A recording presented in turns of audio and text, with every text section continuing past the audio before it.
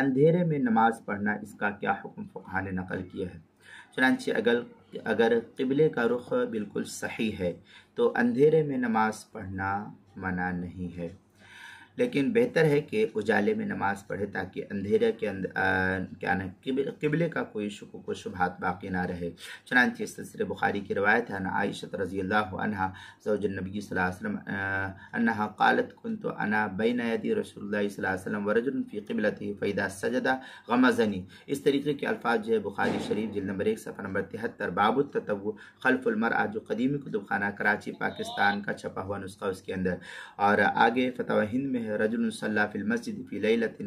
مظلمہ بالتحری فتبین انہ صلی اللہ علیہ وسلم الی غیر القبلہ جازت الصلاۃ۔ اس طریقے کے الفاظ فتاوی ہندیہ جلد نمبر 1 صفحہ نمبر 64 کتاب الصلاۃ الباب الثالث فی استقبال القبلہ، جو مکتبہ رشیدیہ کوئٹہ بلوچستان کا چھپا ہوا نسخہ اس کے اندر، فتاوی شامی جلد نمبر 1 صفحہ نمبر 433 کتاب الصلاۃ باب شروط الصلاۃ، جو ایچ ایم سعید کراچی پاکستان کا چھپا ہوا نسخہ اس کے اندر، اور نماز کے مسائل کا انسائکلوپیڈیا جلد نمبر 1 صفحہ نمبر 189 حروف تہجی الف عنوان ہے اندھیرے میں نماز پڑھنا۔ اس کے تحت جو ہے اس مسئلے کی وضاحت نقل کی گئی ہے۔